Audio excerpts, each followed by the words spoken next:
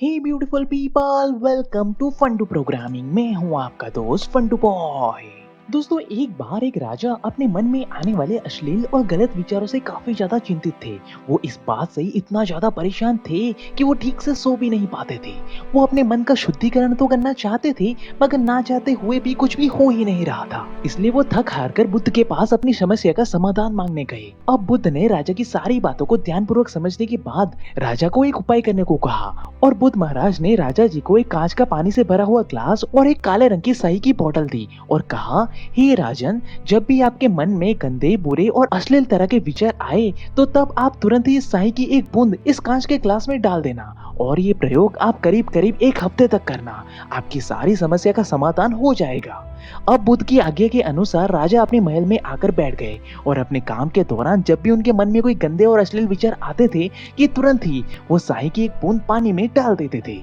जिससे कि अब ग्लास के पानी का रंग धीरे धीरे काला होने लगा था। अब राजा हर दिन इस उपाय को आजमाते थे, जिसकी वजह से पानी का रंग और भी ज्यादा काला और गहरा होता जा रहा था। मगर वहीं दूसरी तरफ राजा की समस्या का तो कोई समाधान मिल ही नहीं रहा था। इसलिए गुस्से से आग बबूला होकर राजा जी फिर से बुद्ध के पास पहुंचे और बोले, हे गुरुवर, आपने जिस प्रकार मुझे कहा था ठीक उसी तरह से मैं हर दिन अपने मन में गंदे और अश्लील विचार आते ही तुरंत ही इस ग्लास के पानी में स्याही की एक बूंद हर दिन डाल देता हूँ। लेकिन फिर भी आज पूरे एक हफ्ते बाद भी मेरे मन की शुद्धि हो ही नहीं पाई है। ऐसा क्यों हुआ है गुरुवर? हे राजन, मुझे पता है कि आपके मन की शुद्धि अभी तक नहीं हुई है, क्योंकि ये सही वाला उपाय आपकी शुद्धिकरण के लिए नहीं बल्कि आपकी समझदारी के लिए करवाया गया था। जैसे कि यहाँ पे इस ग्लास में कोई साधारण सा पानी नहीं है, बल्कि इसमें पवित्र गंगा जल भरा गया था। इसलिए जब आपने स्याही की पहली बूंद इस पानी में डाली तो पानी में कोई बदलाव नहीं हुआ। लेकिन जब इसी पानी में आप बार बार लगातार हर दिन स्याही की छोटी छोटी बूंद डालते रहे, तब यही पवित्र गंगा जल का पानी भी आज काला, गहरा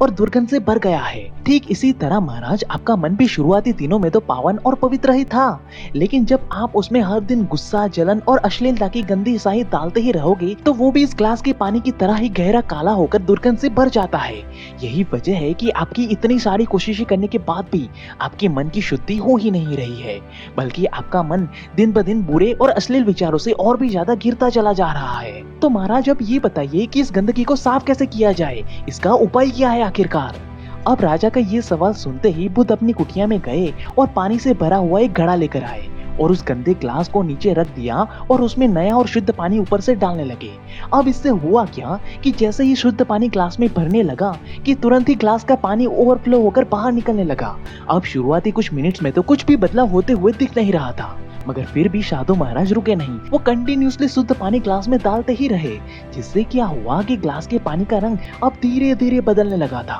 क्योंकि पानी ओवरफ्लो होने की वजह से गंदा पानी अब धीरे धीरे बाहर निकलते जा रहा था और अब उसकी जगह शुद्ध पानी लेते जा रहा था। और इसी प्रक्रिया को कंटिन्यू फॉलो करने पर अब ग्लास में एक बूंद भी गंदा पानी नहीं बचा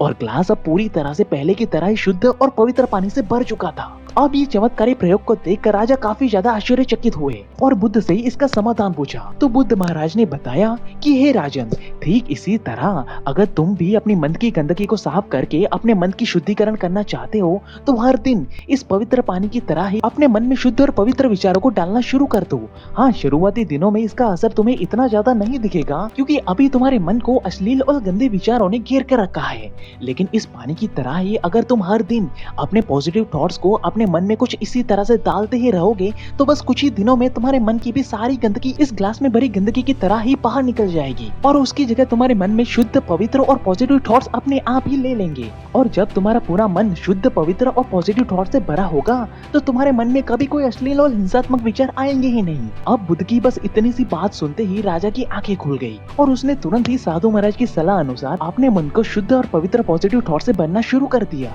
ठीक इसी तरह दोस्तों, इस राजा की तरह ही हमारा मन भी हर दिन नेगेटिविटी, इंसल्ट, गुस्सा और बाकी कई सारे गंदे और अश्लील विचारों से दूषित हो चुका है,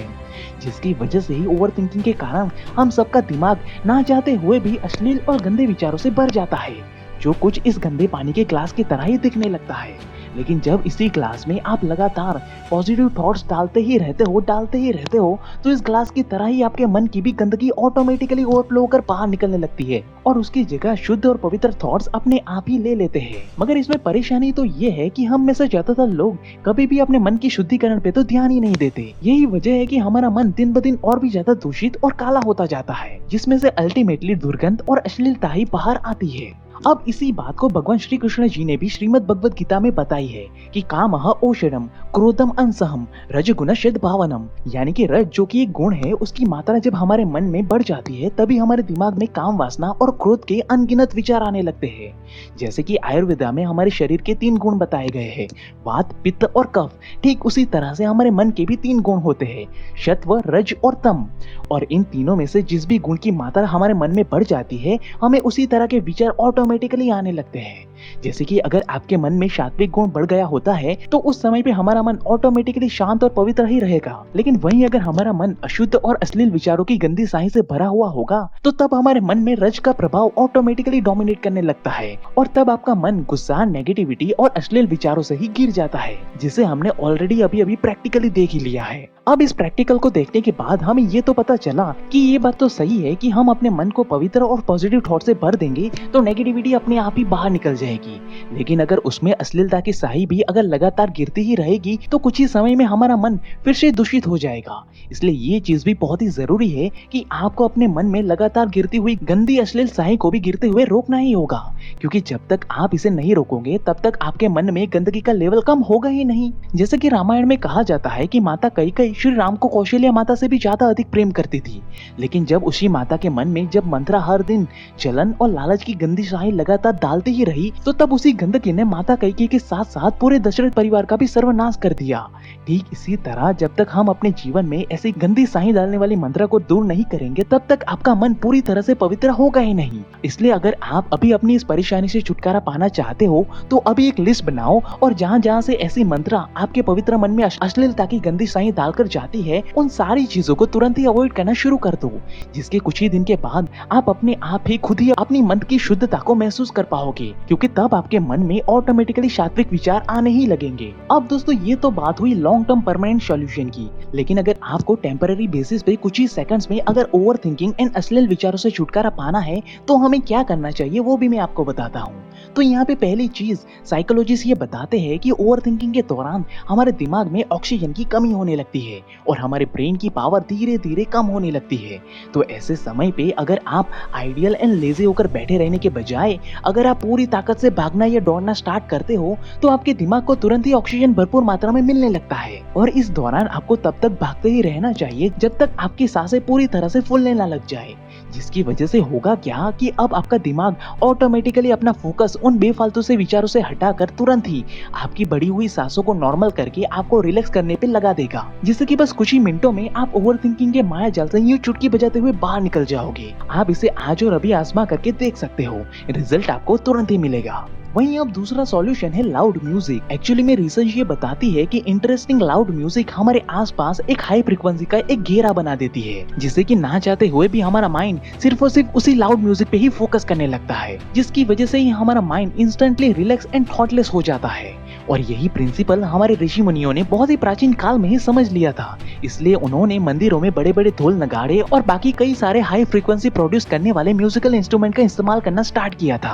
क्योंकि वो बहुत ही अच्छी तरीके से ये जानते थे कि मंदिर में आने वाला हर कोई इंसान तो साधक या भगवान का डिवोटी तो नहीं होगा, इसलिए वो बेचारा इंसान काफी ज्यादा मानसिक तनावों के बीच में घिरा हुआ होगा। इसलिए जब ऐसा कोई इंसान जब मंदिर में चल रही आरती या भजन में हिस्सा लेकर ढोल नगाड़े के मधुर आवाज के साथ मग्न होकर भगवान की भक्ति करता है तो तब एक्चुअली में उस लाउड म्यूजिक की वजह से उसका माइंड इंस्टेंटली ओवर थिंकिंग करना बंद कर देता है और वो ऑटोमेटिकली थॉटलेस होकर रिलैक्स हो जाता है, क्योंकि लाउड म्यूजिक की फ्रीक्वेंसी फोर्सफुली आपको प्रेजेंट मोमेंट पे रहने पे मजबूर कर देती है, इसलिए आप पूरी तरह से शांत और रिलैक्स हो जाते हो। वहीं अगर आप इन सब से एक लेवल ऊपर जाना चाहते हो तो आपको मेडिटेशन का सहारा लेना चाहिए, जो आपको प्रेजेंट मोमेंट में रहने के साथ साथ अपने अंदर छुपी मन की अद्भुत शक्तियों को भी उजागर करने का एक सटीक रास्ता उपलब्ध करवाएगी, जिसका इस्तेमाल करके आई एम श्योर कि आप ओवर थिंकिंग एंड अश्लील विचारों से हमेशा के लिए छुटकारा पा ही लोगे। तो आप इनमें इनमें से कौन सी टेक्निक को आज और अभी इस्तेमाल करने वाले हो, वो मुझे आप कमेंट करके ज़रूर बताइएगा दोस्तों। और अगर आपको ये वीडियो अच्छा लगा तो जल्दी से हमें सब्सक्राइब करके इस बेल आइकन को दबा दीजिए, ताकि आपको हर हफ्ते ऐसे ही इंस्पायरिंग एंड नॉलेजेबल वीडियो मिलते रहे। And at last, thank you for watching guys.